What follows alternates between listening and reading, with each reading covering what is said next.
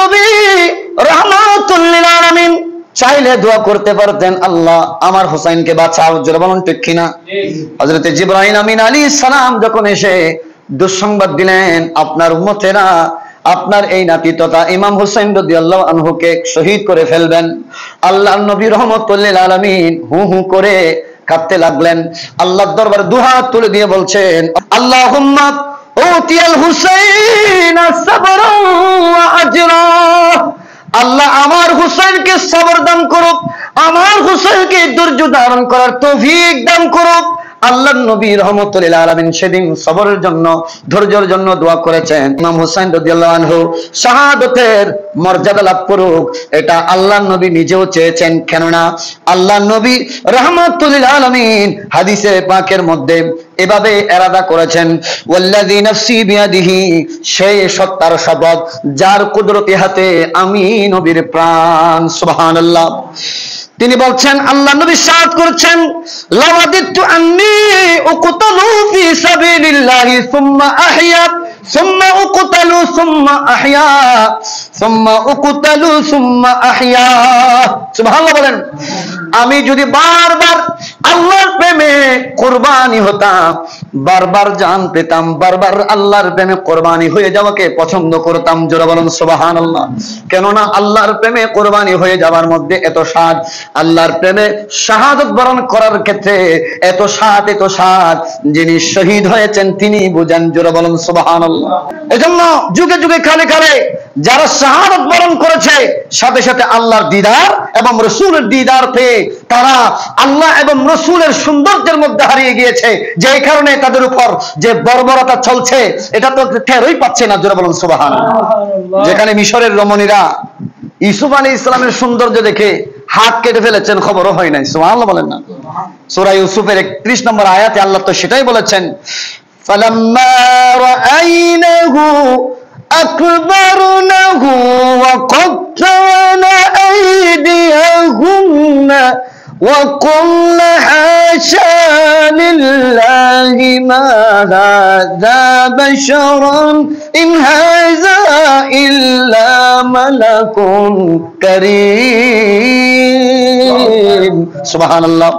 আল্লাহ তো সেটাই বলেছেন, ফালাম্মা রাআইনাহু আকবারনাহু ওয়া কাত্তানা আইদিয়াহুন্না ওয়া কুলনা হাশা লিল্লাহ। মিশরের রমণীরা হযরত ইউসুফ আলাইহিস সালামের সৌন্দর্য দেখে নিজেদের হাত কেটে ফেলেছেন, খবর হয় নাই। জোরে বলুন সুবহানাল্লাহ।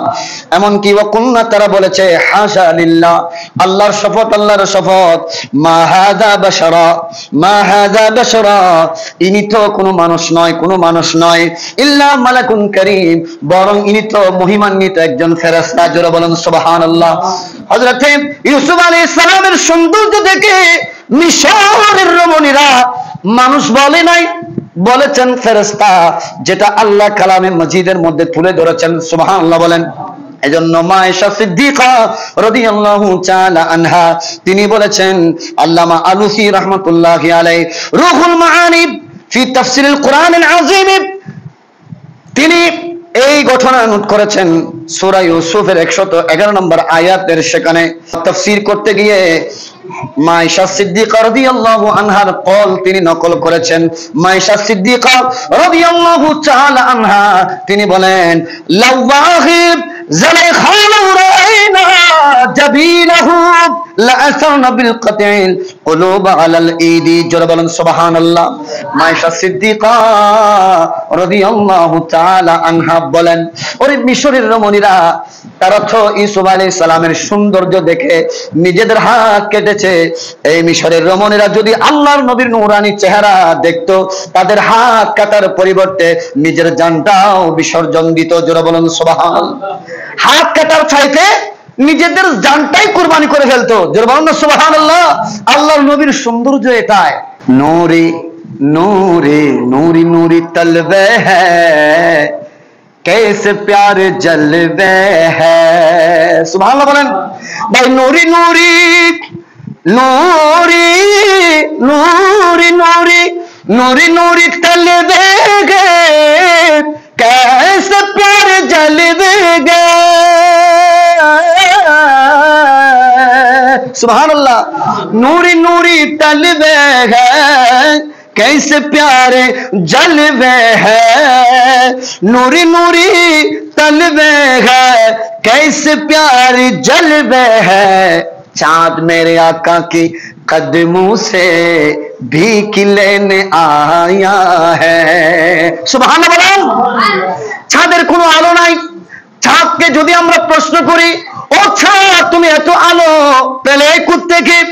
নিশিত অন্ধকার রজনীতে তুমি আল্লাহর বান্দাদেরকে এত সুন্দর আলো দাও, যে কারণে আল্লাহর বান্দাগণ হাঁটতে কষ্ট হয় না, অন্ধকারে পথ চলতে কষ্ট হয় না। ও চাঁদ তুমি এত আলো কোত্থেকে পেলে? চাঁদ বলে, আমি তো আলোর যিনি মালিক, যিনি নূরানী নবী, যিনাকে আল্লাহ কদ জাআকুম মিনাল্লাহি নূর বলে ঘোষণা দিয়েছেন। সুবহানাল্লাহ বলেন। আমি আল্লাহর পক্ষ থেকে নূর এসেছে। নূর ইয়ানি মুহাম্মাদুর রাসূলুল্লাহ সাল্লাল্লাহু আলাইহি ওয়াসাল্লাম। আল্লাহ যেই নবীকে নূরানী নবী হিসেবে দুনিয়াতে পাঠিয়েছেন, আমি চাঁদ ওই নূরানী নবীর কদমে এসে চুমা খেয়ে ওই নূরানী নবী থেকে নূর ভিক্ষা নিয়েছে এবং বলেছি, ইয়া রাসূলুল্লাহ আপনাকে আল্লাহ নূরের মালিক বানিয়ে পাঠিয়েছেন। ইয়া রাসূলুল্লাহ একটু নূরের ভিক্ষার জন্য এসেছি, একটু নূর দেন আমাকে, সারা জীবন ভর আপনার উম্মতদেরকে নিষিদ্ধ অন্ধকার রজনীতে আমি শুধু নূর দিতেই থাকবো, আলো দিতেই থাকবো, আপনার উম্মত পথ চলতে আর কষ্ট হবে না। জোরে বলুন না সুবহানাল্লাহ। নূরি নূরি তলবে গে कैसे प्यार जलवे गे, नूरी नूरी तलवे हैं कैसे प्यारे जलवे हैं, चांद मेरे आका की कदमों से भीख लेने आया है, आया है चांद मेरे आका की कदमों से भीख लेने आया है, दो जहां के वाले का दो जहां पे साया है, बोलो दो जहां पे साया है, उनको मुस्कुराने से जमाना जगमगाया है। सुभान अल्लाह বলেন।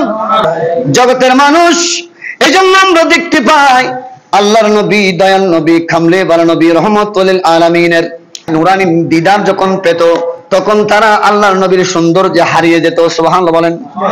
আর ইমাম হুসাইন রাদিয়াল্লাহু আনহু কারবালার প্রান্তরে যখন ইমাম হুসাইন রাদিয়াল্লাহু আনহুর গলার উপর ছুরি চালাচ্ছিল, ঠিক ওই মুহূর্তে তিনি সিজদায় অবনমিত ছিলেন, সিজদার মধ্যে ছিলেন।